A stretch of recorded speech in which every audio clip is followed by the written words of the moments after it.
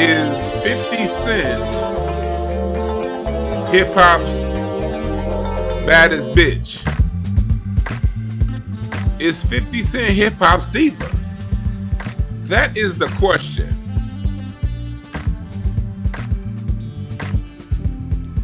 I'm going to put that down here.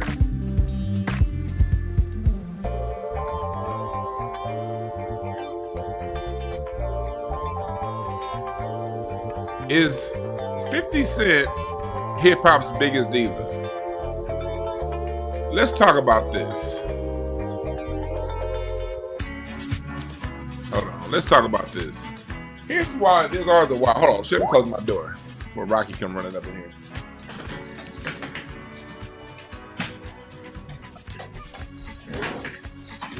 Whee! It's a lot. This is why I'm talking about this. As you guys know, I have my issues with hip hop, and my issues with hip hop go very deep. As much as I love the sound, for hip hop to have taken so much and returned so little to the people. Now we got some of the biggest names in hip hop history. Just lately these days, acting like the biggest divas, the biggest rats, snitches, hoes. Oh my God, hip hop has turned into 80s. Like, I thought the whole Patti LaBelle versus Aretha Franklin diva stuff was petty. You know, I'm used to this. You know, back in the 80s, you heard stories about Whitney Houston being a diva. You heard stories about Patti LaBelle and Gladys Knight and all of these catfighting things back in the 70s and the 80s. And you'd be like, man, that's what the women do, you know? These damn women. Hold on. Ah! I hit myself. Hold on. Don't y'all hate when that little mat I have is tripping? But you've always heard about, you know, Mariah Carey versus, you know, Faith Evans or Mary J. Blige. And this was something that the women did, you know? Now, in 2024, we got, not only is it the men doing it, it's the so-called tough guys. The swole niggas. That's why I never been impressed by big swole niggas. Y'all be the most sensitive, weak-minded ass niggas on the planet half the time. Hiding all that weak mental shit behind muscles. Nigga, I'm gonna come out flabbing it up, nigga, and be 10 times the man half you so-called cock-strong niggas is. Always tough around the niggas, but emotionally so vulnerable and so weak. So let me hide behind this physical appearance. Still weak. Oh my God. What am I talking about? What am I talking about? It's a few things. It started earlier this month when I was hearing about 50 Cent basically agitating a beef between, you know, Cameron and Jim Jones and Dipset. Just little shit. Niggas is laughing at it because they like 50. But my antennas go up when I hear about men doing little shit, throwing little things in there for two other men to beef. Because my father always taught me something. My father always taught me, do not ever play with men. Men kill. Like, don't troll. Like when you a kid, you can be a kid. But I remember right as I was getting into middle school and going from a child into teen years, my dad used to always tell me, "Don't play with men. Men kill. You don't play." So when I see men playing with men, my antennas go up. We all know about the long-standing beef between 50 and Ja Rule. Can't let it go. The long-standing beef between 50 and Rick Ross. Now Irv Gotti's on his deathbed. 50's out here putting out these tweets. You know, very unclassy. No matter how you feel about people interpersonally, you know. And then now he's mad at Big Meech, the person that he has his TV show BMF based on, because he's hanging out with Rick Ross. I just want to. Like, I've talked about 50 recently, but I want to talk about him again because here's the reason why I want to talk about him again.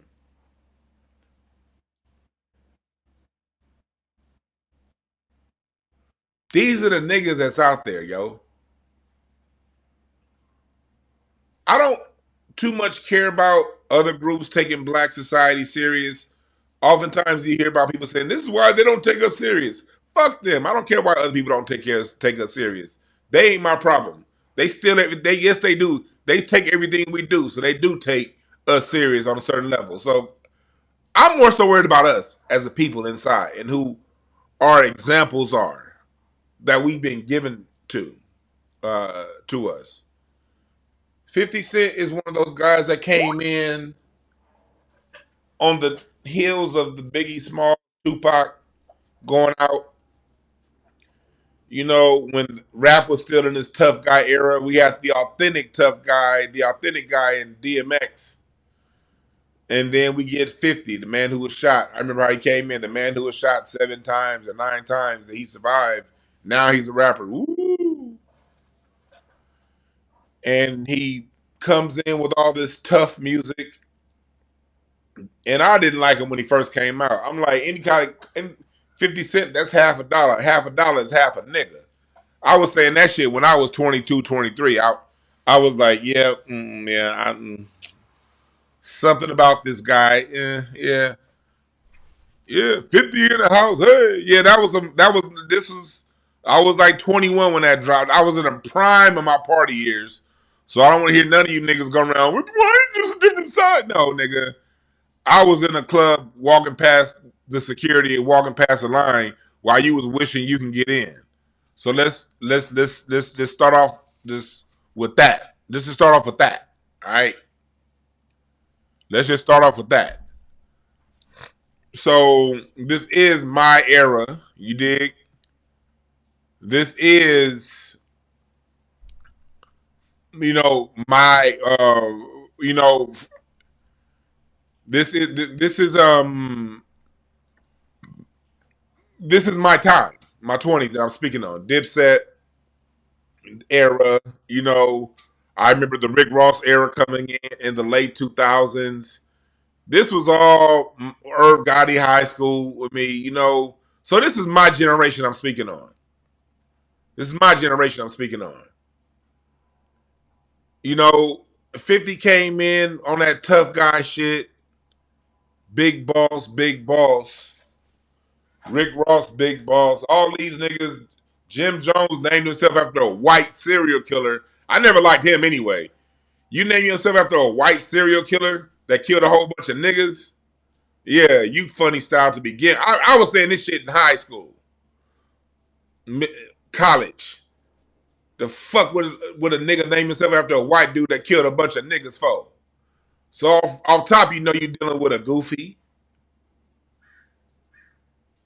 You got Cameron that could wear a suit all day on his podcast. And I don't know much about Cameron, but the back and forth with LaMelo, with D'Angelo Ball, a basketball player, yeah, okay. Somebody that could be the age of your son, okay.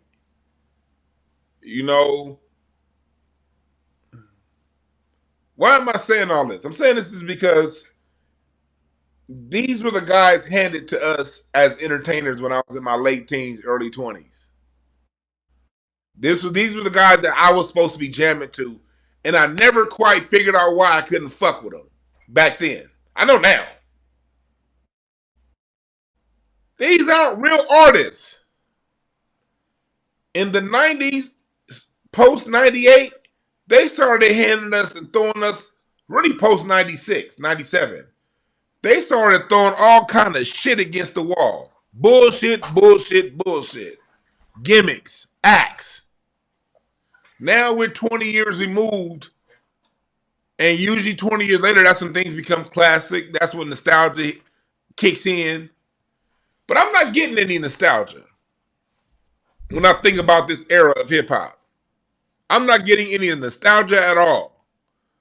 I'm getting surface level bullshit music that did nothing constructive. I ain't saying every song gotta be constructive. I'm saying Too Short used to talk about pimping and how to make it as a man and how to have peace in the streets. And you dig what I'm saying? Early Death Row, 92, 93, The Chronic talked about that bullshit, but it also talked about in songs like Ghetto Boy taking care of what's going on in your hood. You dig? By the time we got to the late 90s, early 2000s, it was just death, debauchery, degeneracy, and bullshit. Now, these niggas has got great chinny chin hairs, acting like 80s women diva R&B singers. We were so tough guys, and we're basically getting bed wenches. These niggas act like bed wenches. I thought y'all was tough. I'm a square, nigga. Come on. All this shit going on in society, and y'all doing this? So what we about to do is we about to get all the way into it. I'm about to show what I'm talking about. And yeah, I said get all the way into it without saying pause, because you niggas look stupid as fuck saying pause in your fucking 50s, 40s and 50s and 60s talking about pause. Nigga, if somebody got a gay thought, that mean they gay. Let them have it. If you got a gay thought, that mean you gay. Whatever. Be proud, nigga. But pause, nigga, stop it. No, we're not pausing nothing. If you got a sissified mind, nigga, deal with it. So what we about to do is we're about to get into it. We're about to talk about it.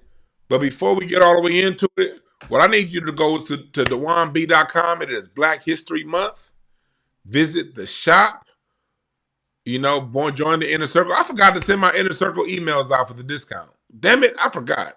I'll do that later on today. I'll extend the sale through the rest of the month. But you get these discounted hoodies.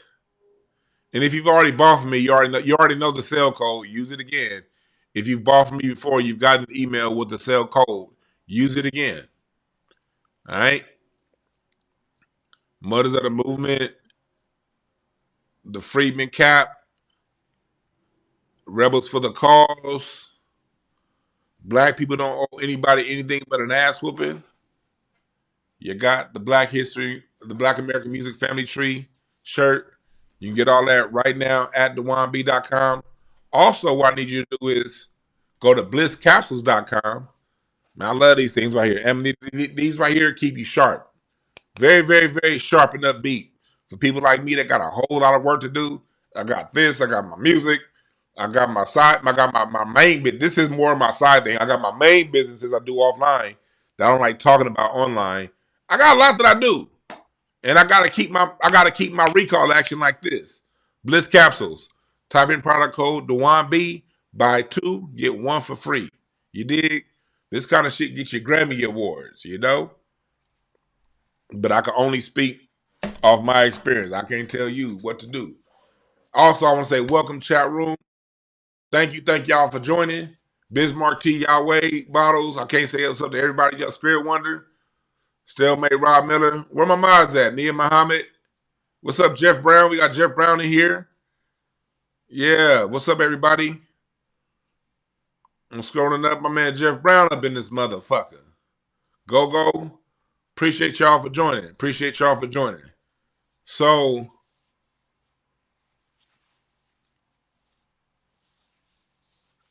Bottles, yeah, we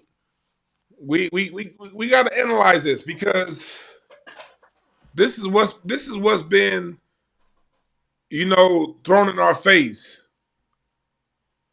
What's up, Black McBain? He got Baltimore bullied. And this is the reason why I'm talking about this subject.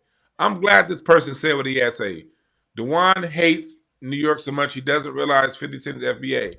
I ain't said nothing about New York.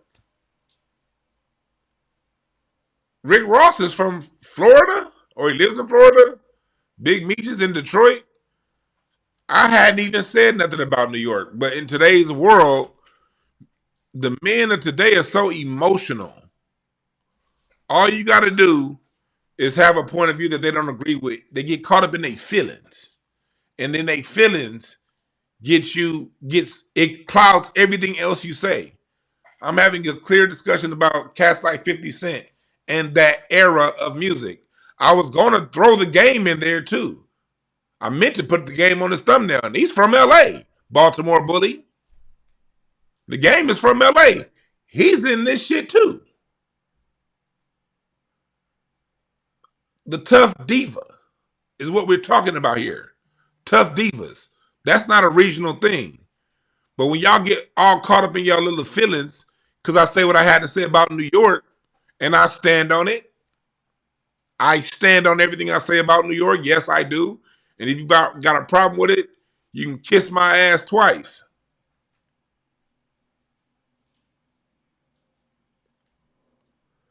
Yeah, this isn't, thank you, The Guardian. All right, this isn't about LA versus New York.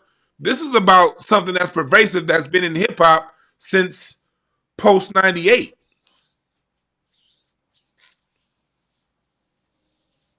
Stop being so emotional, niggas. My man Dexter Robinson in the super chat said, make my head shape cool again. Nah, nigga, your head look like them bullets from Super Mario Brothers 1, nigga. But salute to Dexter Robinson, man. Much appreciated, brother.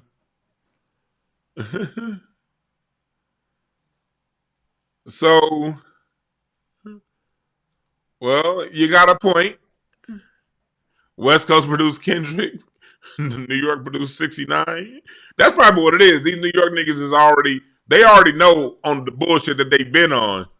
So they just waiting on me to pull it. Because they know it's coming.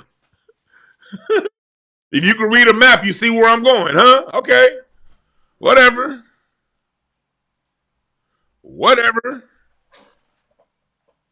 So, you're right. 50 went against, and remember, he went against Kendrick Lamar for the white boy Andrew Schultz. We did a show breaking that down. Matter of fact, I think I might have to re-break that down. So let's get into it. Let me see here.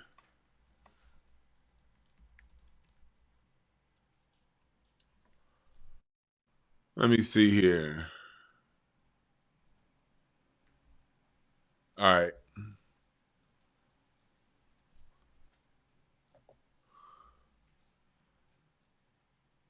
So here we go. This started out on 50 Cent's on his Instagram. Here at this station, we don't play all somebody's successful so they get a pass. No. Successful people, for the most part, in hip hop, these are people who were picked and who were handpicked by more powerful small hat people. These aren't necessarily people that we put up out there like that. These are people that were invested. When I say handpicked, when the small hat money gets behind you, you're handpicked. So just because somebody with a small hat selects a nigga does not mean that these are clean people that are deities we shouldn't say anything about. Most of the time, the handpicked puppets are the ones we got to be focused on the most, actually, if we're going to tell the whole truth. The handpicked puppets are the ones we got to pay the most attention to. Jay-Z, Puffy, you did, the ones that they invest heavily in. How did 50 Cent start getting budgets and Ice Cube stop? Ice Cube, see, people back in the 90s, it was more authentic back in the 90s because you had a lot of money out there, a lot of different places that was doing movies. During the early 2000s, most of the, just like music, a lot of your movie houses got consolidated and it got streamlined. And a lot of your great black movies of the 90s, those great producers, the Hudlin brothers, Cube from Friday, they all got pushed to the side. And then in the 2000s, you started getting shit like this. 50 is synonymous with degenerate programming. You have to ask yourself, why is he picked? What does he produce? What is he putting out?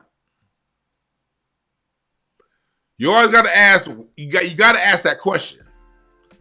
And what we get is a whole bunch of TV shows pushing degeneracy. The black person is either locked up, they a drug dealer, the man is a man of low character that had to, or he's coming out of jail. This is what he gets put out. This is why he's funded. Black people have a lot of stories.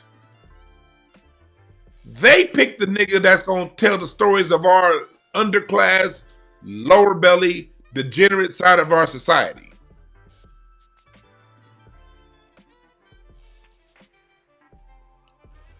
Degenerate TV. We ask for representation. They say, okay, here's some representation. I'm gonna represent you in some bullshit and do a goddamn TV show about a thug degenerate from Detroit doing degenerate shit that went to jail because he was on some degenerate shit. Not saying the man hasn't revived himself. Big Meech may be a great guy now. I'm not here to talk about that. I'm here to talk about the degeneracy that gets sold to us. They don't talk about the black people who made it out and became successful, avoiding the streets, going around in potholes, stepping over, around, going through. They talk about the ones that succumb to the bullshit. Make no mistake about it. When we're talking about our drug dealers, when we're talking about our gangsters, these are the guys that succumb, that they succumb to the pressure. They may have been young. They may have been, I'm not here to judge over whatever it is. But a lot of us are putting these same dynamics. And most of us didn't succumb to it. We found ways to get around, get over, get through. We think about every black inventor, every black businessman, almost everyone. They came up through these same environments. But they don't get TV shows. The ones who succumbed to the pressure are the ones who got the TV shows. Let's make this shit very clear.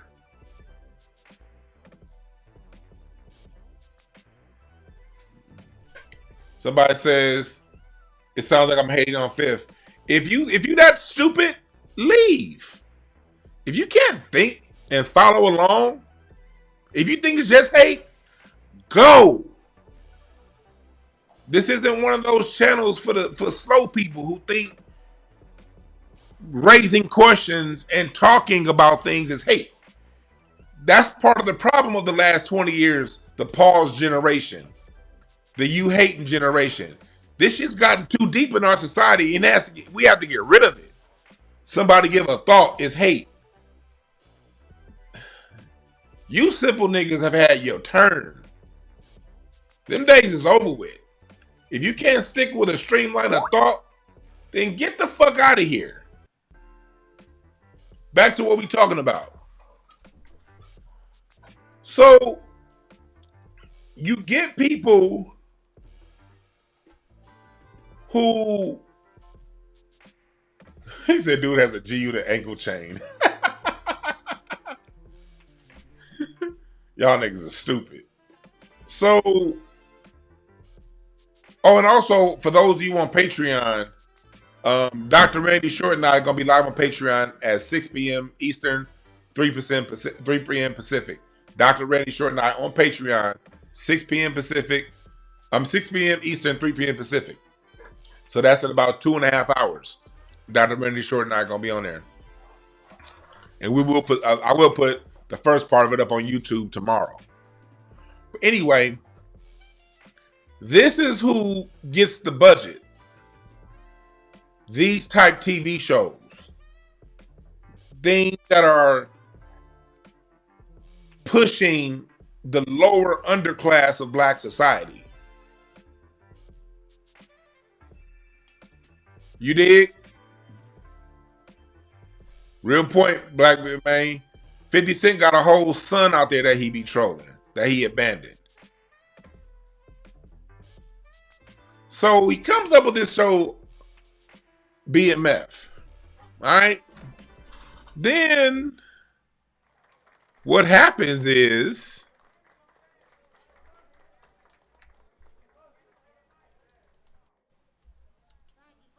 a couple weeks ago,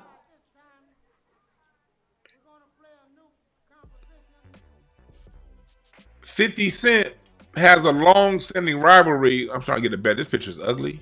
I mean, it's not ugly. It's not clear. It's blurry. I'm trying to get a non-blurry picture. Let me get a non-blurry picture. Here we go. Here's non-blurry one. So what happens is 50, has had a long-standing rivalry with the rapper Rick Ross, going back to, I think, 2009, 2010. And for the greater details on the intricacies of all this beef, I'm not going to spend too much time on the intricacies. Go watch yesterday's broadcast on Thought Crimes. Thought Crimes yesterday did a great breakdown on a lot of the issues that 50 have, from the whole G Unit breaking up to his issues with Rick Ross to his issues with Ja Rule. Yesterday, Thought Crimes gave a very, very, very, very detailed. So look up Thought Crimes TV on YouTube, Thought Crimes, and look for their Tuesday, February 4th broadcast. They did a great job just really breaking down the intricacies of this stuff. I'm not doing that. I'm just more so on the surface level. I'm not going to get into all this man beef like that. But anyway, so go to Thought Crimes, listen to them, and say if you want more details as to a lot of the shit going on between these people. Long story short, 50, he's had a major long rivalry with Rick Ross. Rick Ross had a song, I forgot the name of that song that dropped, I think I'm Big Meech, Larry Hoover. And I remember that around that time, 50 had the whole, he outed Rick Ross for being a former Alabama State correctional officer. Like, why is this dude rapping about drugs when he used to be a cop? And since then, it's been on between those two. 50 Cent does a TV show called BMF that's about Big Meech's life, his gang, and he brings his son in on the TV show. Big Meech is now out of jail. 50 took a picture with him. And then a couple weeks later, Big Meech takes a picture with Rick Ross. 50 Cent gets mad and starts acting like a jealous sissy. And then boom. Now 50 want to turn around and go to Big Meech's ex-girl or the chick that he was with while he was in jail.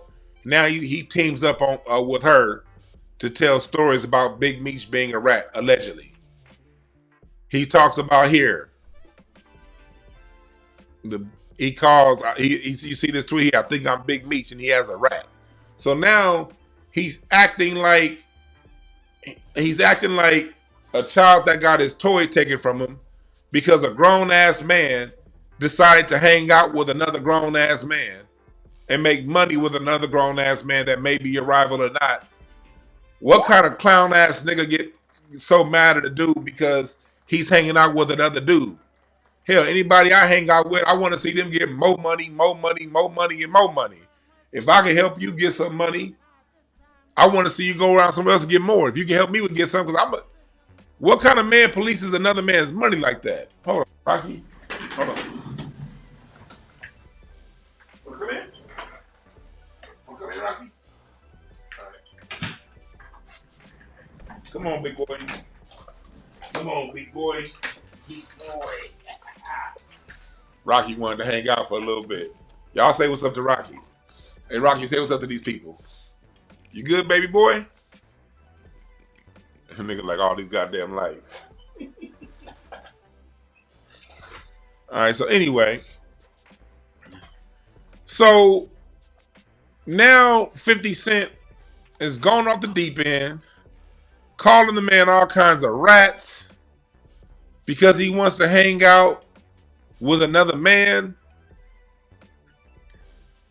Irv Gotti is another lifelong enemy of 50 Cent. Apparently, when 50 got shot, they say Irv, I don't know if he had something to do with it. I don't know if he was laughing about it. But there's some business between those two around the time 50 got shot 25, 30 years ago. And so now Irv Gotti is on life support. And 50 Cent writes, damn, I wanted him to see my new shows, yo. Just straight up. You know, not letting go. Diva behavior. And these are the tough guys of my 20s. These was the tough guys. Chill, 50, chill, 50. These are the tough guys. Bro, I get paid to snitch now, nigga. It's really classified. I can't.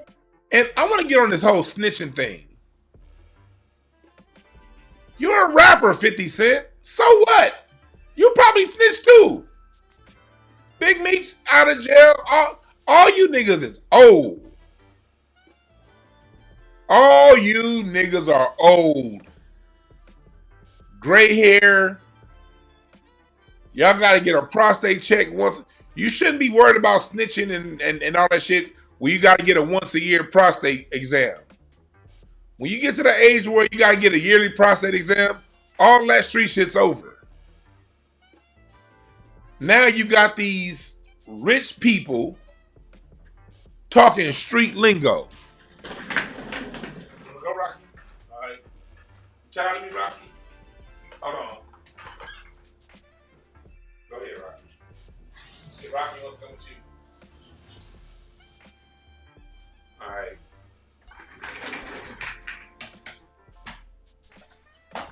Sorry about that. This nigga Rocky don't know if he want to be here or with my wife.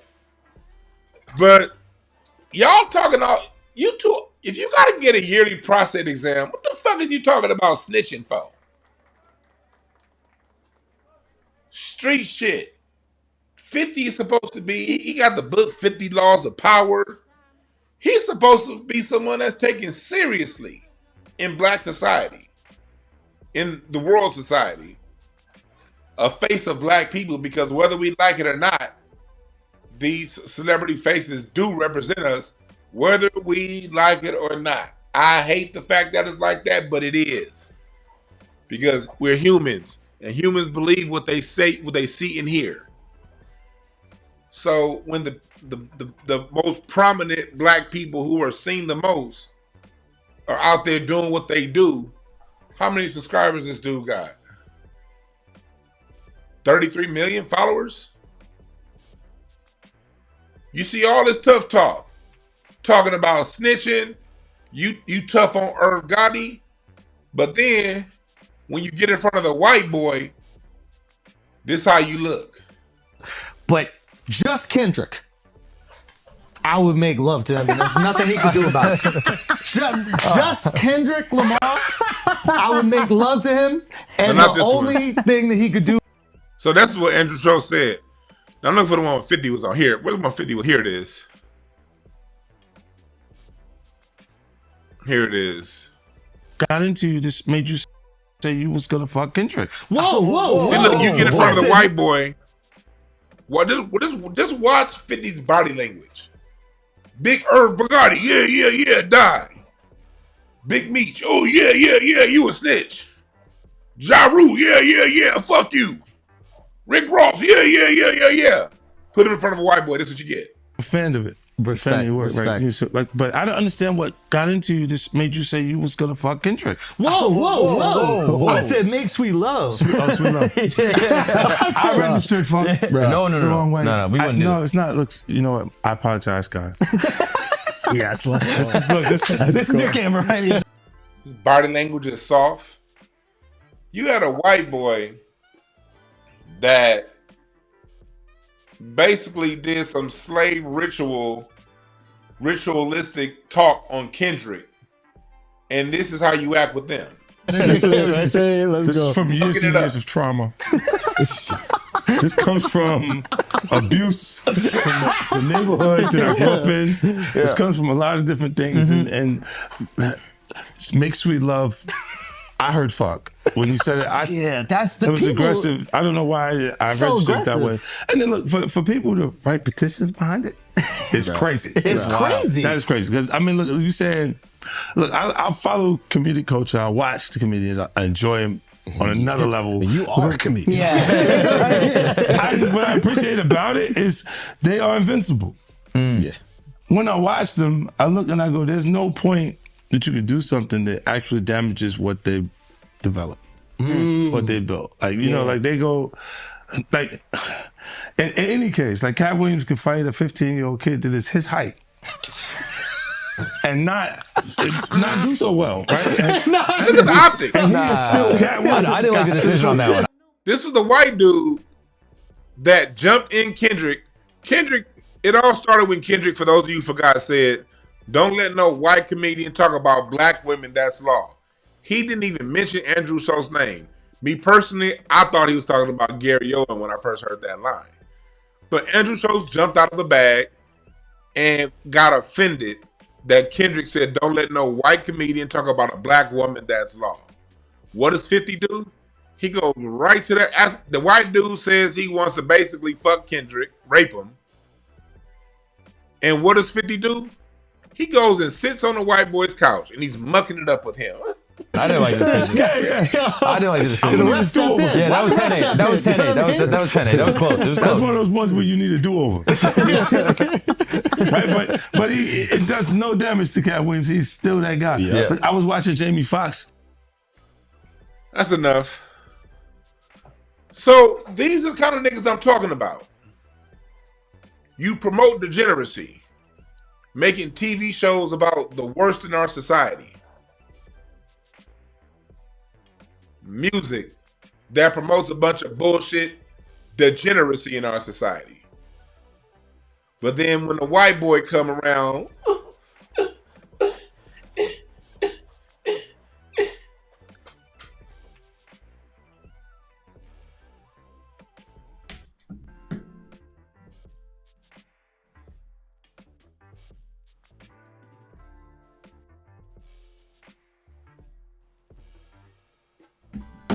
does it sound like I'm hating?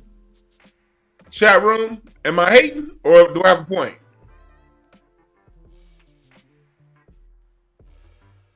Chat room, help me. Is this not beta male, diva, sassy, neck snapping bullshit? Or am I just being an old nigga? Am I just an old grumpy nigga? Tell me, chat. Is DeJuan being an old grumpy nigga?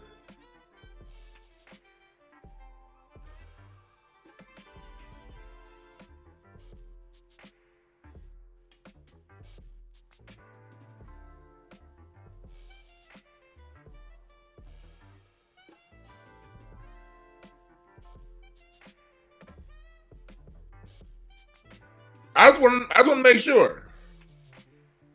Are you saying it don't sound like hate? They say I'm not old enough to be a angry, grumpy nigga. Yeah, I have a point. Okay, straight fact. Okay.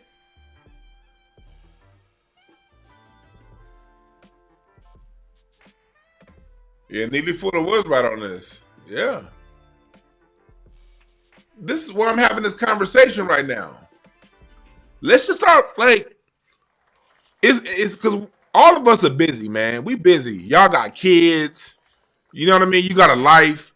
Some of you guys are taking care of elderly parents and grandparents. You're trying to pay your bills, trying to get stuff together. And most people just get to kind of drop in and hear some of this stuff, and then back to dealing with life, you know? I'm here to help you just kind of put it all together. These are the examples. They knew 50 was a weirdo troll 25 years ago before they allowed him to get the bag. You have to ask yourself, especially if you go back to the 90s and you see your F. Gary Grays, your Hudlin brothers, You see, people like Robert Townsend Jr., Keenan Ivory Wayans. I mean, we have so many extremely talented, Ryan Coogler, extremely talented black people who make films. When it comes to hip hop, Ice Cube is the GOAT. Ice Cube got 3 franchises. Ice Cube got 3. Most film people can't come up with 3 franchises, movie franchises that were like all-time classics. The Friday franchise, the Barbershop franchise, and the Are We There Yet franchise. Those 3, you got just black folks hanging around having a good time. Friday, relax. The dynamics between the regular people and the street dudes. You got the Barbershop. Think about how impactful the Barbershop was. Now, what do you see every time a politician wants a black vote? Where do they go? The Barbershop. Al Sharpton had a TV show on BET. I think it was 2007, 8. It was Al Sharpton's Barbershop. Doing things out of the barbershop became a theme after Ice Cube made the movie The Barbershop. Shouts out to the great Ced the Entertainer and everybody that was in that room, in that movie. I thought Ced really made Barbershop 1 kick off. Jesse Jackson? Man, fuck Jesse Jackson.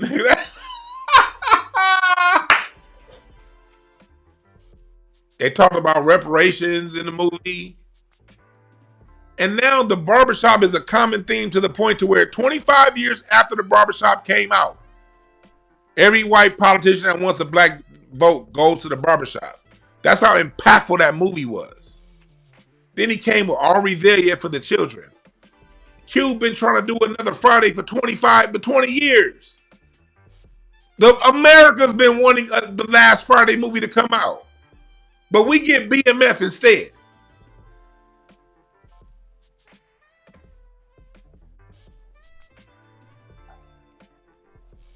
Think about that.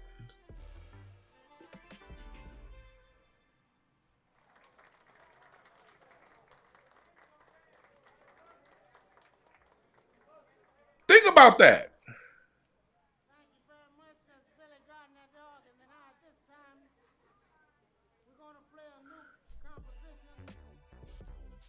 Think about that.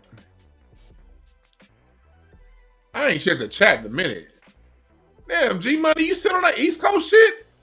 Hey, G Money, what's your area code, man? Call in.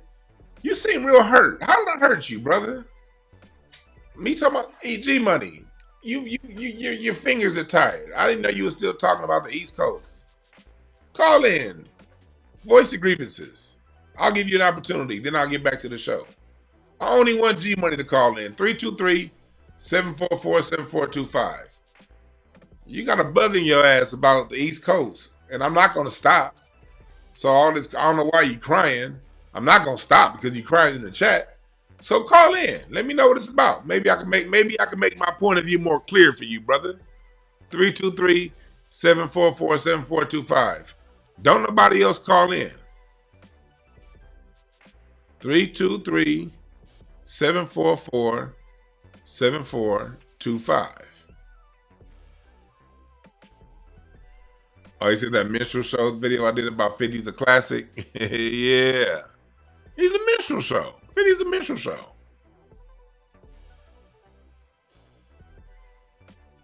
'50's a Minstrel Show. That'll only be G Money, nobody else. What's up, Carl? Is this G Money? Mm-hmm.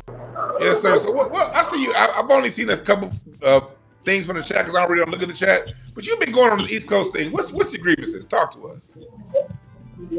Problem I got with you is bias when it comes to the West Coast rap. I watch the show every day, and that's all you do. Even with the FCA situation, you try to say that West Coast started rap, but everybody started rap, no matter West Coast or East Coast. I never said that. Like you got more. You still got more followers. Like you got. I never said. Hold on. Let's go back to what you said. I never said the West Coast started rap. I've always said rap has been around. I'm in the documentary Microphone Check saying that we don't know the beginning of rap because it's been around as long as singing's been around. I'm in a documentary saying now, brother. So I didn't say that. I mean, I might have called you wrong. You put me on to a lot of other things I didn't know, like, I can't even recall, but the last couple lives you had, you put me on to a lot. But I want to get back to the topic that we talking about 50 Cent. It's like, that's just how 50 Cent is. You cross him, he gonna come right at you. You see what I'm saying? He's not one of those type of dudes going to just tuck his tail and let you do what you want. But it seems like if 50 Cent do it, it become a New York thing. I'm from Philly, so New York and Philly is like right on the East Coast.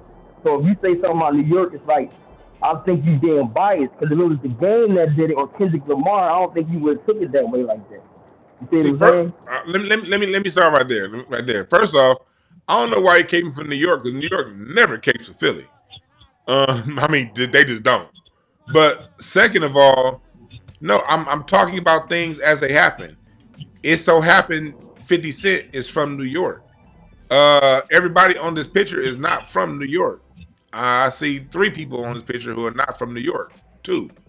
So it's not, today's topic had nothing to do with the whole New York thing. Now, when I do talk about New York, I most definitely do talk about New York because New York has a specific problem when they're trying to claim hip hop for only being the Bronx and Bronx culture and not the culture of Black America.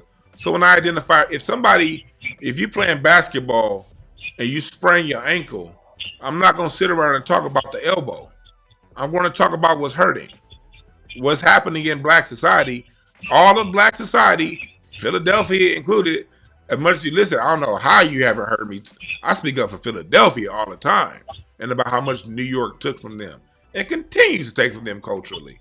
I talk plenty of times about how Philadelphia, Atlanta, Memphis, Chicago, Detroit, LA, Seattle, Houston, all of Black America has to suffer for New York to sit around and act like it gave us something that we already had. I don't see how you would have a problem with that. I mean, the only problem I have is that when I listen to you, it's like you always bring it up. New York. At the end of the day, it doesn't matter if it's New York. Yes, LA, it does. Atlanta, Philly, If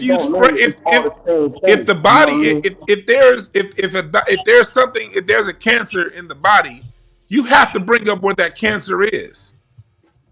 You can't say I got liver cancer and then talk about the heart.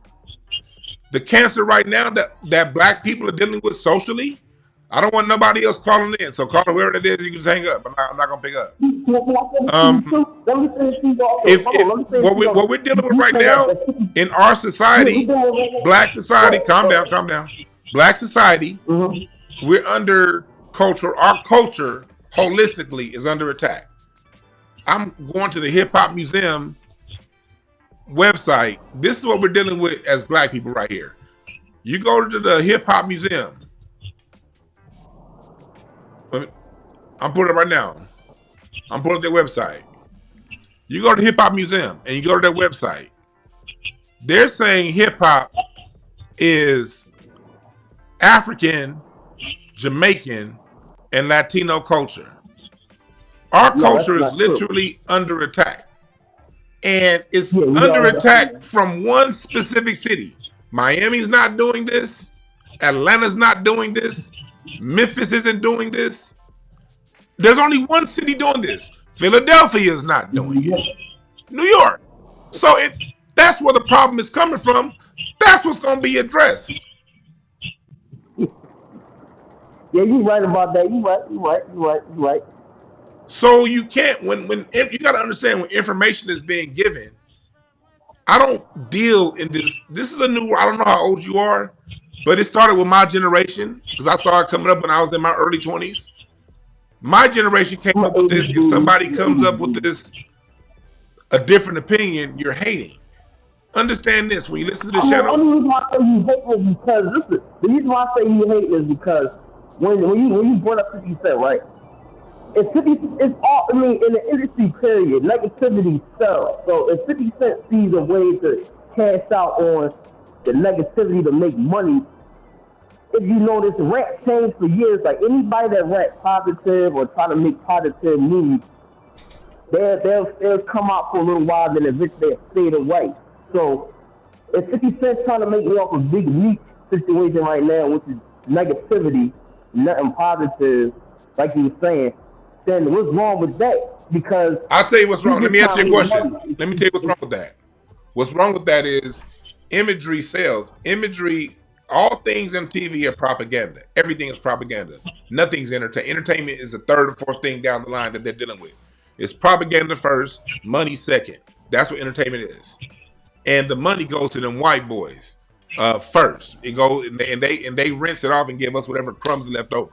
So when constant negative imagery about my people, about my society, when I go outside, is constantly being put out there, one black man making a lot of money off of all of us having to look a certain way, that's a problem. Period. And it's like that in any society. If you only have negative imagery of white people, guess what white folks is gonna do? No, white boy, you can't make all that money off Honey Boo Boo. It's gonna be a problem. When white folks had the Tiger King, white people complained like the Dickens about the Tiger King because of how bad that one show was making them look. And so it's not about somebody making money. It's about, yeah, I'm tired of my society having one image, and then when I back away from the TV camera, now I'm done watching your negative TV programming. Now I gotta listen to your negative music that never gave us nothing. And then when I open your Instagram, you got your face in a white man's ass. But then when a black dude do something you don't like, your feelings are getting hurt and you're throwing mud around like a fucking chimpanzee. No, we got to talk about that. You don't get to just act a goddamn monkey when it comes to us. Andrew Schultz, when he threw that shot at Kendrick, made a general statement. Don't let no white comedian talk about black women. He didn't say LA women. He didn't say New York women. He said black women. And one of the biggest black stars on the planet goes and sits on that white man's couch 2 weeks later, and I gotta shut up? Nigga, what? Who raised you? I mean, he was raised by the grandmama and grandfather, but I asked who raised you for you to tell me, for you trying to check me. Why are you trying to check me when I'm talking about the greater good of all of us? Not Dewan, not the West Coast. This is for New York niggas too. Everybody that's black American. That's who I'm speaking up for. Why are you coming at me?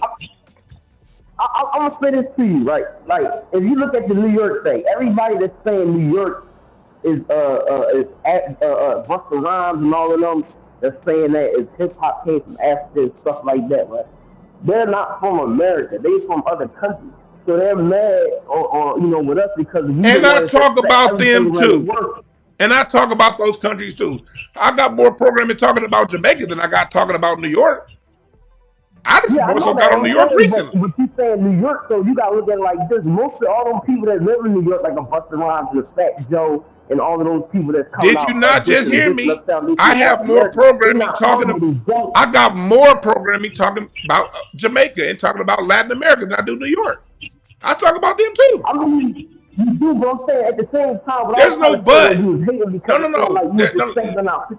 Let's make this very clear.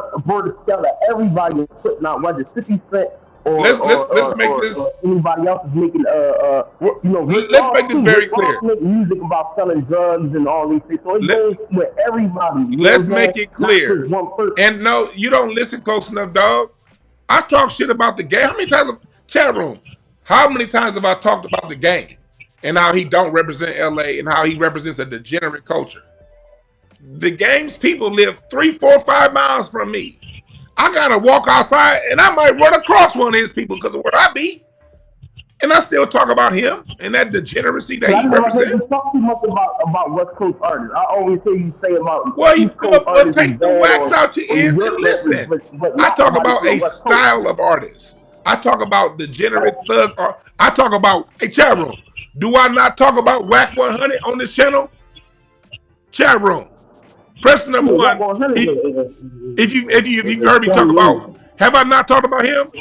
Have I not talked But it's about like all if these you West goes Coast back niggas to the that's East on the Coast, internet the West gossiping Coast, about when it comes 90s to the East gangster Coast, you got a stories? problem with us. I'm not arguing with you or nothing like that. I just wanted to get my point Nah, across. you are. It's nothing like that. Man. Well, let's just make it clear because I want to get on with the show.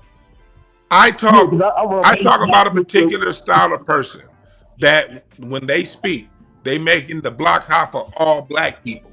I talk about these people who played tough guy in the 90s and the 2000s only to get on the internet and gossip and muck it up with white people. And if they happen, it just so happens the majority of these niggas are from New York. I didn't tell them where to be born. If I saw Atlanta niggas doing this shit, I'd talk about them too. Just so happen that I don't see outcasts mucking it up with white folks and talking shit about black people. I don't even. I talk about. I have my things with Ti, but Ti ain't doing all this extra shit. Ludacris ain't doing this extra shit. Scarface ain't doing this extra shit. You dig what? It's these niggas doing this. Scarface ain't going around talking about something. Well, hip hop is only African in Houston, so I ain't got nothing to say.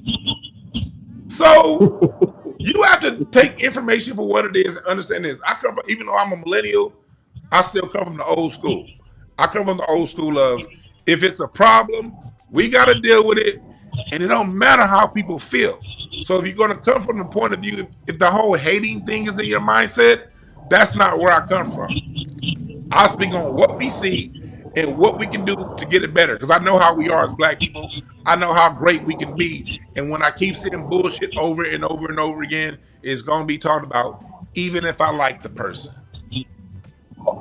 Yeah, I mean, you think about that. I'm a millennial too, right? So if you look at rap as far as the movie industry and everything, like, right, everything changed after 2004.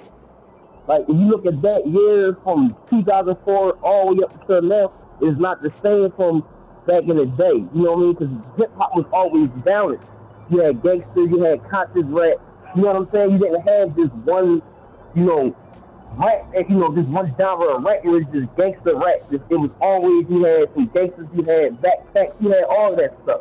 I grew up to all of that stuff when I was, coming up. But I'm saying now, you can't make movies like that. If 50 Cent wanted to make a movie about something positive, 9 out of 10 times, like Ice Cube movie, it would just go away. Because that's not what they want. When they think of black people, they want us to praise the drug dealer on the corner. And you're right. And that's exactly why I say what I have to say. They know what kind of niggas to fund. And 50 Cent one of them. And when you got them people who hate us. I see your point of view. What you're saying is because, like you said, Ice Cube is no longer doing those Friday movies. So the next one they pick is from the East Coast, and who it is 50 Cent, the one that always has problems with everybody. You get what I'm saying? Controversy sells. So I misunderstood you. That's what I did. I misunderstood what you were saying. It's all good, G Money. It's all good, man. Thanks for giving us a call. Appreciate you, man. And keep listening, my brother. It's all good. Yes, sir. See, that's the thing. Black folks, we into this regional coastal shit. The white people just looking for a degenerate. The people who put money behind these people, they don't give a fuck where this degenerate's from. Lil Wayne has pushed degeneracy since forever. And he's from New Orleans. They gonna look for whatever degenerate they can find to do it. Willing degenerates is what they need. And when they find somebody who got their head on straight, whether they from LA, New York, or Alaska, we don't need this nigga with his head on. Oh, he was raised by a good father and a good mother? Yeah, we're not gonna fund his movies. They're gonna be too well balanced. Let's find this lesbian chick that hated her dad and give her a movie. Because it's not just rappers. Let's find this lesbian that got daddy issues and give her all the money she can get for a movie. Let's find this dude, this gay dude that was touched on by one of his family members who has his bitterness towards his men because it was a man in his family that touched him, and let's give him all the money in the world to make a movie.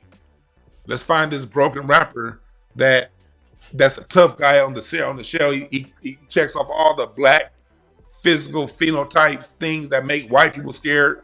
Dark skin, muscle bound, tough, deep voice, checks off all the physical boxes.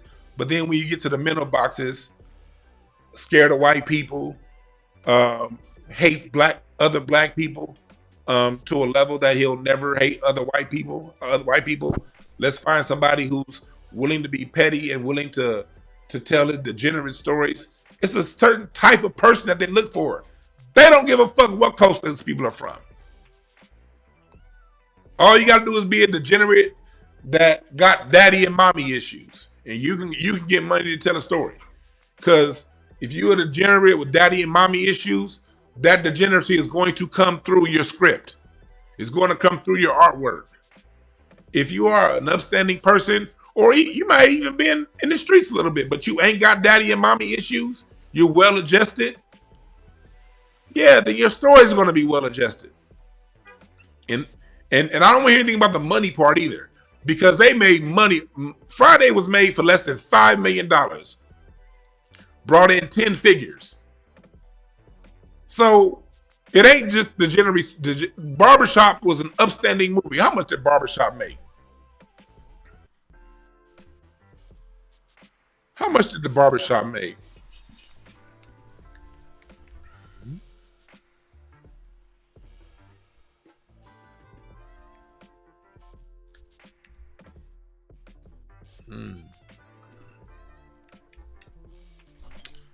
Let's see here.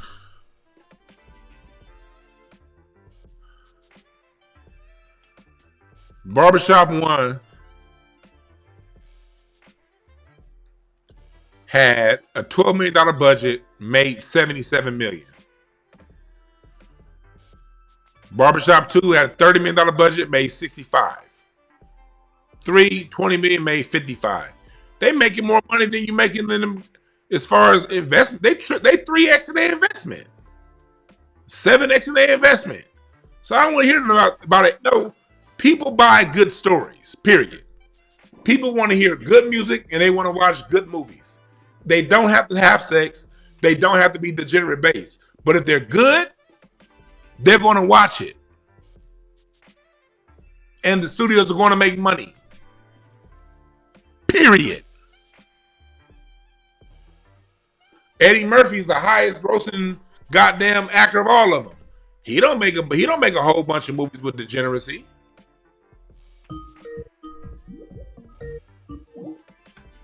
I'm not taking calls yet.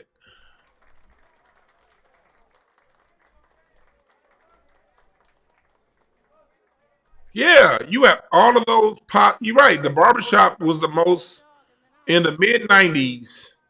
You had Menace to Society, Boys in the Hood. You had all Juice. You had all those, street movies. Friday made more money than all of them. You know what else is at the top? Higher Learning. Y'all remember Higher Learning? What is higher? What is learning? What is higher learning? What it is? Remember that nigga? I always wanted to throw an orange at that nigga, but I hated that poem. I always wanted to just grab a peel of orange. I don't want to throw with the shell on it. I always want to peel of orange. And soon as it says, what is higher? I mean, give myself a Dontrell Willis leg kick. Yeah! Fuck up, nigga. But Higher Learning was one of the dopest ass movies in 95, and that shit was about college. So don't ever get caught up in that lie of it gotta be degeneracy, it gotta be drugs. No.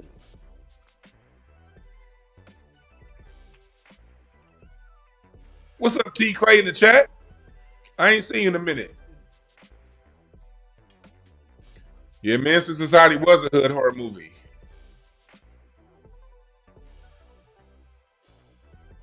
Man, but that Higher Learning nigga, I just wanted to peel the orange and just beam that nigga with it. Man, shut up.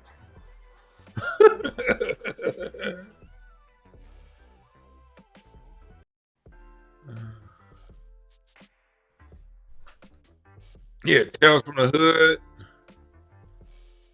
So this, and I appreciate G Money for calling in. And I appreciate you mods for not banning that nigga. All right, we can let people disagree in the chat. I ain't tripping. Just don't let them troll. But I ain't tripping. But salute to G Money for calling in.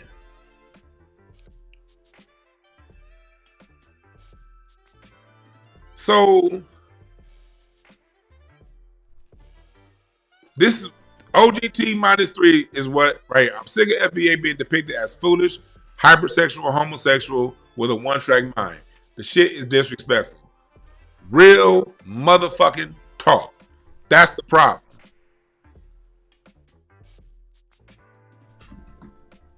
Oh, Jason, I appreciate the Cash App. I don't need my Cash App, but y'all sending me Cash Apps.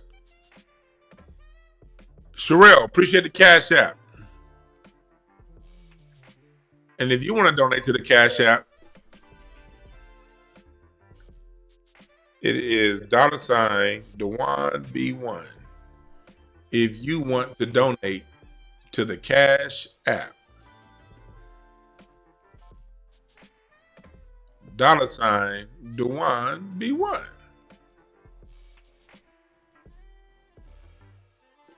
Appreciate that.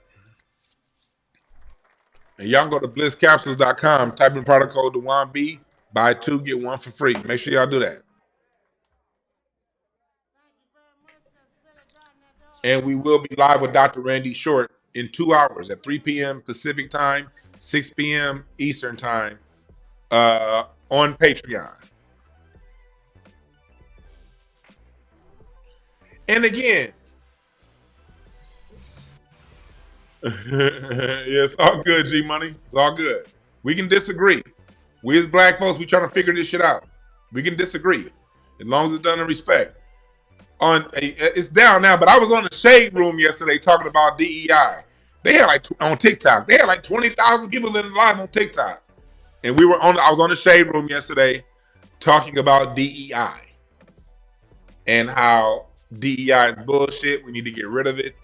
And there was a whole bunch of Negroes talking about something. We got to save it. I know black people don't get anything from it, but we still got to save it. I was like, why would we save DEI if we don't get anything from it? Why is it that all DEI is letting other races tell us no? Instead of a white person telling us no, now a Latino or a trans person is telling us no. We still get no. So I laid it down in the Shade Room yesterday. I thought they have it up, but they don't have it up. It was live though. It was live.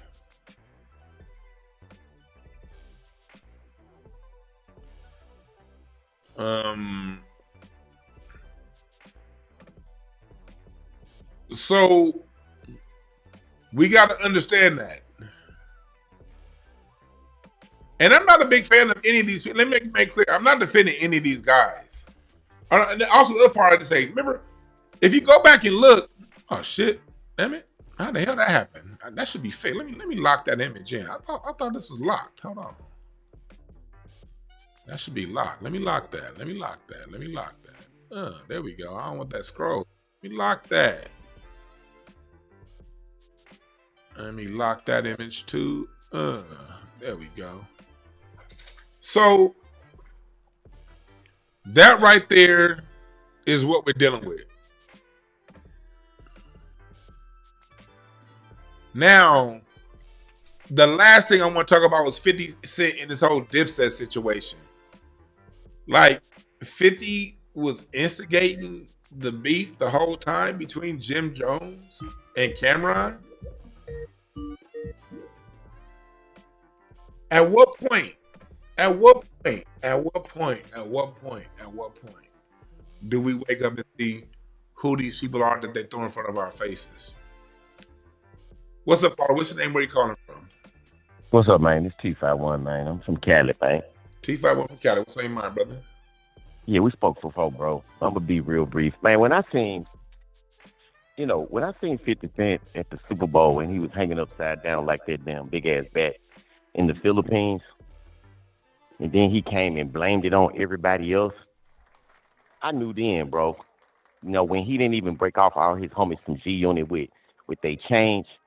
We old school, you know what I'm saying? So we know these cats. We see these cats coming a mile away. And just like you said, man, they pick who they want to represent us, man. And it's sad that, we don't have real men around to check cats like this. And that's got to become an art form like you doing and the other good brothers, all the good brothers. We ain't got to say no names if we know who we listen to. But I ain't going to hold it up, man. I'm just saying it's really pathetic and sad that black men, so-called black men, are representative of our race. It's disgusting and it's degrading, bro. Peace, man. Peace, man. I appreciate that. Yeah, the brother makes a good point. And here's the thing, we do have men to check. We just need the men of our society to stop being focused in on. We got to stop pocket watching. All right?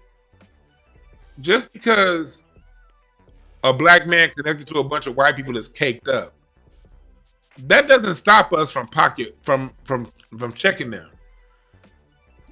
You got it's an old show, and I'm going to talk about Dr. Show this when we go live.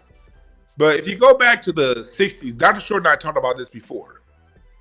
We hear that militant music of the late 60s into the 70s, James Brown, Aretha Franklin, they were responding to the grassroots.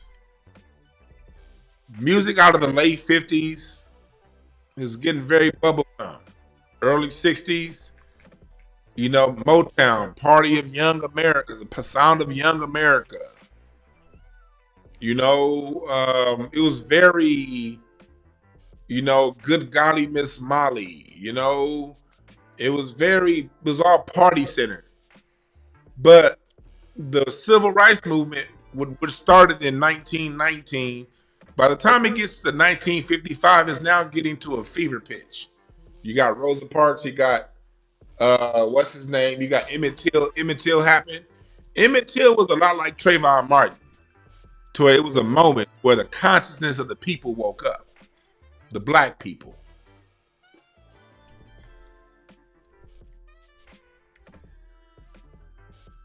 In 1955, when Emmett Till got killed. That's when the streets was like, hold on. There's a lot going on now. But the music wasn't necessarily reflecting that.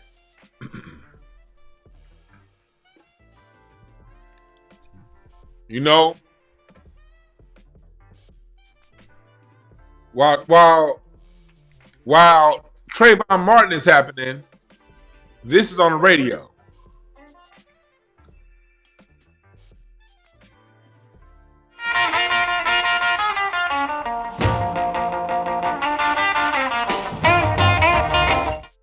That's after Emmett Till, While Emmett Till is going on,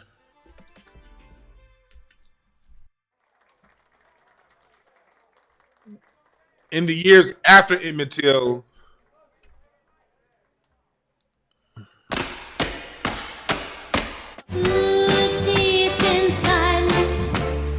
Motown was trying to be the sound of Young America. They weren't trying to speak up. It started in 1960 with the music, with Max Roach, with jazz. A lot of our militant music generally starts in jazz, and then it gets into pop. Max Roach came up with this song right here called "It's Time." No words really, but it's a fierce chant. It's a wartime chant.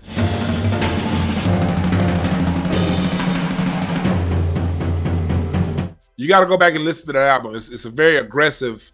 It was called "It's Time."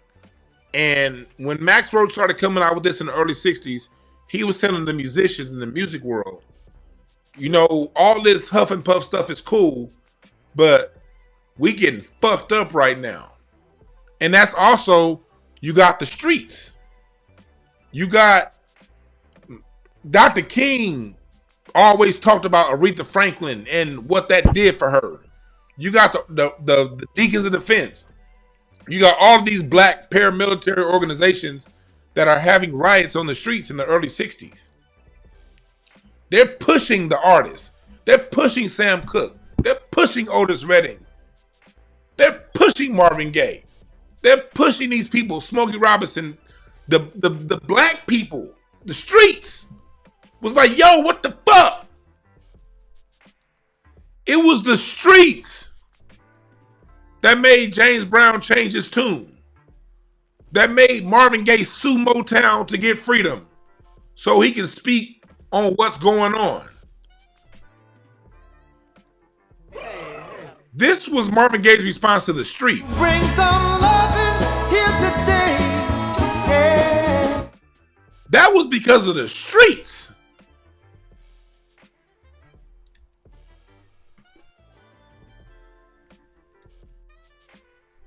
The streets pushed Stevie Wonder to release this. We are amazed but not amused by all the things you say that you do. That was directly at Nixon. I mean, at the government. Ford, I think. Nixon or Ford. That was the streets. When music got militant, it's because the people in the streets demanded it. And the artists responded to the streets. So yeah, we have to speak up and say something. We cannot sit idly by and say, well, they're a millionaire and allow them to make millions and millions on Huff and Puff bullshit. And that's why They Not Like Us was Song of the Year. This is one of the few times the Grammy actually got it right on the hottest song of the year. Because that song was talking about slavery and it was talking about what's really going on. They Not Like Us. Now, a lot of the days, that shit went right over their head and they use it for who they think is they. But the real theys, we know who the real theys are. And that's why that was the hottest song of this year. Because they not. That was a rally cry from Black America. That was Kendrick writing a love letter to Black America with suggestive lyrics,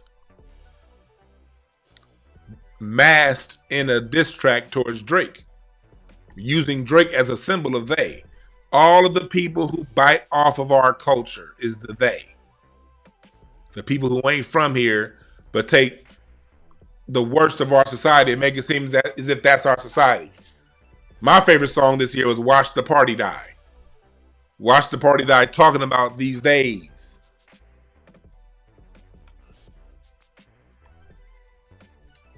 If you look at all of the love music,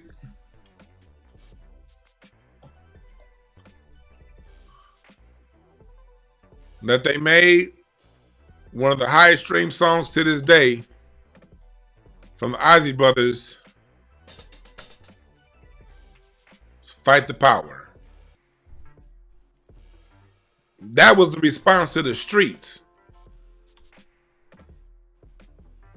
The music is only going to be as good as we allow it to be.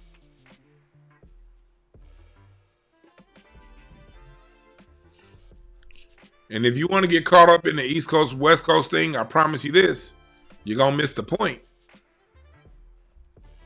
Now, and I will say this, I will continue to target New York specifically because New York is where the bullshit's coming from.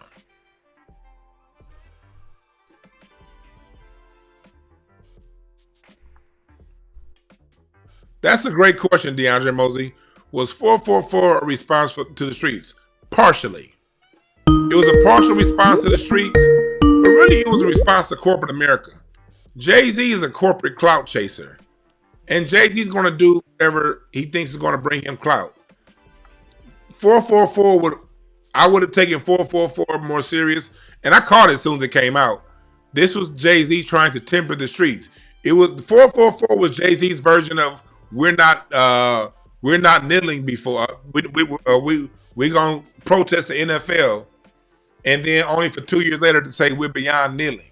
That's all 444 was. It was telling Jermaine Dupri, don't go work with the Super Bowl. No, that's where we at. And it was an attempt. 444 was an attempt to quell the militant sector of Black society. And it was a good album on a surface level, but then we saw the action and how it was followed up. It was just basically, it was marketing. That's all 444 was. Because when James Brown made his change, and Carter, I'm going to get right to you. When James Brown made his change, he cut his hair, he cut that conch off, and he was actually giving back to the streets. It wasn't just a one album thing, now I'm back to singing and dancing. James Brown stayed on that shit for years. And he backed it with with as much program as he can do, program with his money. So Aretha Franklin, she backed it with her money. Curtis Mayfield, it wasn't a one-off. This was a thing. Jay-Z put that out there as a marketing ploy, and then a year later said we're done kneeling. So I can't give 444 that credit. It was just an attempt. But caller, what's the name? Where you calling from? What's up, DeWan? This is Lorenzo calling from Aurora, Colorado. I'm Dexter Robinson in the chat room, man. Dexter Robinson, what's up, brother? Appreciate you for calling Hey, in. man, I'm interested in hearing your ideas on what we can do as a people to gain control of our music and get it away from them. The people that Kendrick was talking about, that they not like us. That's a great question. It's partially shows like this. We got to be unafraid to call these people out when they're on that bullshit, right? And we got to support it. Oh, he hung up. We got to be unafraid to call these people out, and we have to support the real. A lot like we did this year. We didn't just call out Drake. We supported Kendrick. That's how you do it. It's a two-pronged thing. Rick Ross tried to jump up in the whole beef. We was like, Rick Ross, you part of the problem too. Get your ass out of here. Remember when Rick Ross in the Game tried to jump in? Game, you part of the problem. Game and Rick Ross was in that. Remember early on, the Game and Rick Ross was in that beef? Niggas was like, yeah, bye, nigga, bye. Whoa, you get More of that. What's up, caller? What's the name? Where you calling from? Man, it's Fresco out of New Orleans, man. I was just calling to bring to your attention how 50 Cent will sit up there and go at all the black celebrities and troll them when they at their worst, and how he went so hard on Diddy. The whole time he had Eminem on his side, who raps about great and the torture and the harm of women and kids and pregnant women. I always found that weird, to me, how he does that. He goes at black celebrities and talks about Diddy and all this stuff. You ever wondered that? Yeah, we've covered that on the show before about how 50 is he's an everyday coon with a lot of money, but he's your everyday, think about it. We all have an uncle, a cousin, or somebody we know that drive the bus, work for the city, and all they talk about is what's wrong with black people. Then when they get to work, hey, Mr. Jimmy, how's it going? Or they got that one white homeboy they smoke weed with. We all know that one nigga that got a white homeboy at work. Hey, man, y'all don't know, man. Matt cool as hell, man. Matt, that's my nigga. They be smoking with him. And then Matt turn around and report their ass. Jonathan smokes weed during the break. Get your ass fired. And you be like, man, you ain't got nothing to say to him. But when a black person step on your Air Force Ones, all niggas are fucked up. That's all 50 Cent is. Yeah, most definitely. And it's crazy because then you could take it to the thing with Power, how he gave Tommy his own show, but didn't want to give Omari Hardwick Ghost. And the show is named after his character, but he gave Tommy, the white guy who played Tommy Egan, his own show about a white guy going to Chicago.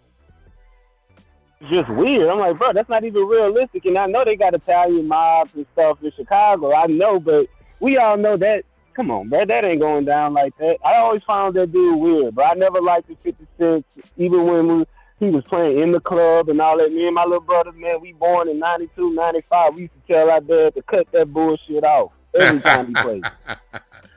Every time. Yeah, man, you right about that, man. Say, though. All right, man, you have a good one. Thanks for calling in. Yeah, 50, this dude be having all kind of baby mama issues. Every nigga can slip up and get with one or two, that turn out. But nigga, all your the black women that you fucked with, all of them got an issue with you, your own kids. I see a chain of behavior here, partner. What's up, caller? What's the name? Where you calling from? Hey, what's up, DeWan? This is Darrell calling from Los Angeles, California. Darrell, what's on your mind, brother?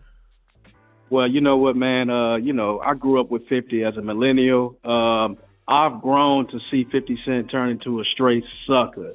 And it's really disappointing because he could be rap's like most important mogul in regards to just his influence and his intelligence, but he chooses to use it in a very disrespectful and condescending way. It's almost like he's living through his mother vicariously, because everything that he does is an attribute of a bitch. When I look at 50 now, I think of a bitch. Like, damn, he act like a baby mama. You know, he act like a He do act like a baby mama, for real. He act like a bitter ass baby mother, and it's really disappointing. And then I have to question: is this nigga gay? Like, he just might be gay, and which is fine. I don't care what you do, but nigga, you acting like a sassy bitch. But in regards to what he's doing with Big Meech and all that, hey, listen, you know, 50's been a clown. 50's been a sucker. You know, we stopped fucking with 50 a long time ago after that Mayweather bullshit. Yeah. You know, I forgot about the Mayweather bullshit, but they was going. That's the maybe first thing 50 might be a little, you know, the way he and Mayweather was going at it. I was like, nigga, did y'all fuck? Yeah, that's what I'm saying. It's like, why are you so emotional, bro? Like, damn. You should be trying to help people. You should be trying to use your platform to build up people. But it seems like you just you falling right in line with these it's almost like he wants to be in charge. He wants to replace. He wants to be the head nigga. He wants to do the free calls. He wants to you know, lead the charge in the homosexual underground down low community. That's what it sounds like to me. He looking like he want to be the kid. He want to be the leader of the homo thug crew. Yeah, that's what I'm saying, because I don't trust no man with no facial hair in the first place. And you know, it's just I ain't gonna argue that at all. 50 is a straight sucker, and it's disappointing because I read his book and I really liked it. And I'm all like, this dude is really smart. If he just uses his platform to just help people, to help the kids, to help the community, he could be something major, like of major importance. But to see it go down like this dude is a straight clown. And I advise all the young people, all the YNs, do not be like 50 Cent, because he's had the attributes of a female. And that's all I wanted to say, brother. Appreciate the call, brother. All right. Yeah, he has all of the attributes of a female. We got 1,100 in here on Twitter. Make sure y'all retweet. We got 500 here on YouTube. Make sure y'all repost. Make sure y'all repost. So, yeah, but that's really, I'm about to get out of here because we're going to be back in an hour and a half with Dr. Randy Short on Patreon. So we're going to put a lot of it on YouTube tomorrow, but it's going to be Patreon exclusive for today. And the whole show is going to be Patreon only, but we will put a lot of the show up on YouTube tomorrow if you want to wait. But we're going to go on Patreon with the extended show with Dr. Randy Short in an hour and a half at 3 p.m. Pacific time, 6 p.m. Eastern. Before I get out here, I just want to say one thing. One last thing. I bring this up for the specific reason of saying, somebody said Needy Footer gonna be Adam. Needy Footer's already on my shirt, Men Landmark 22. I already have a shirt with Needy Footer on it. Since you asked, I'll do this before. If you go to the shop and you want Needy Fuller's the first name on my shirt, on my Scholars Premium Heavyweight t-shirt. Fuller, Clark, Wilson. This shirt been here. It's like my least selling. I think about taking this shirt down. It's like my least selling shirt of all my shirts. But we've been celebrating Needy Fuller for a few years over here. You dig? You can get that at thewanb.com along with my Black American Music Family Tree shirt, poster, artwork, Dr. John Henry Clark, all that stuff. But I will get some more Needy Fuller shirts, yeah.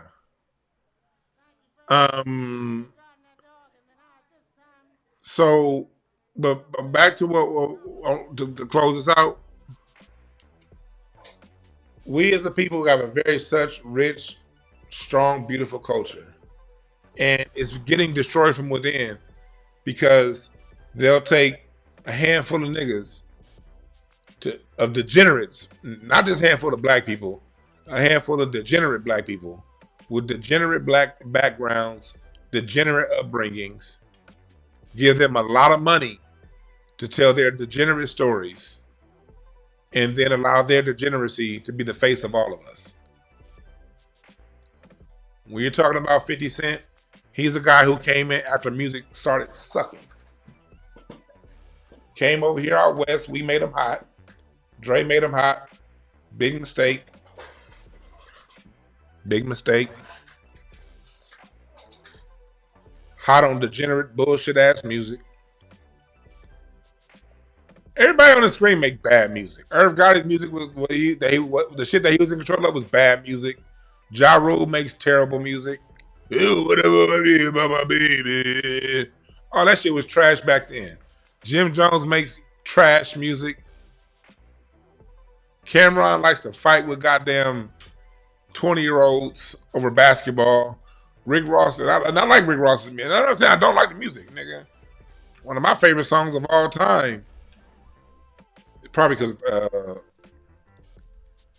one of my favorite Rick Ross songs right here.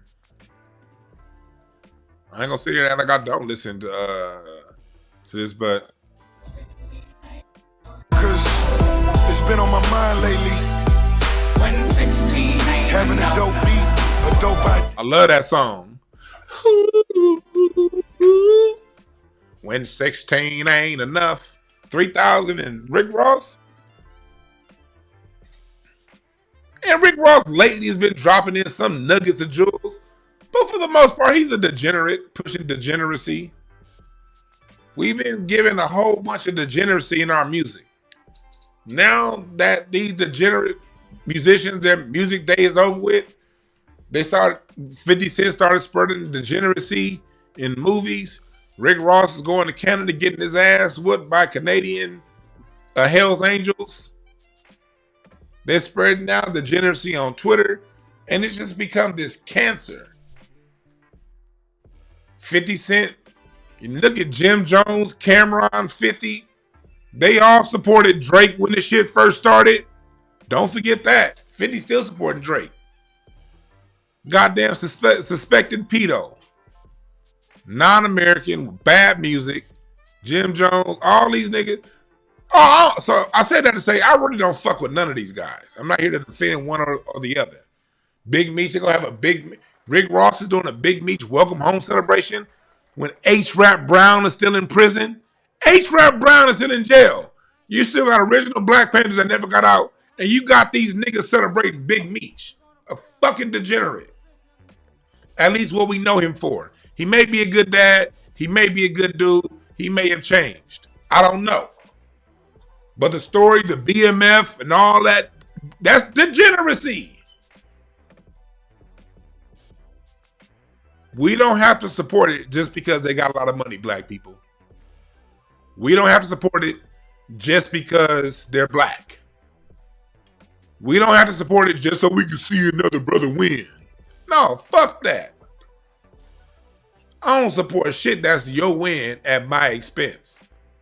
How about we all win? We all won with movies like Higher Learning.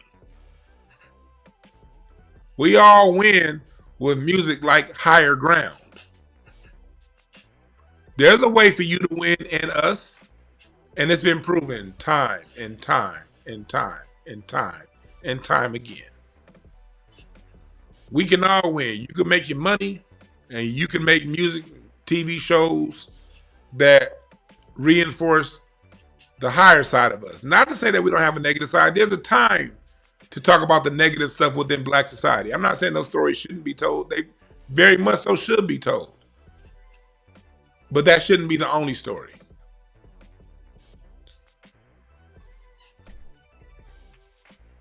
You dig? You dig? That shouldn't be the only story.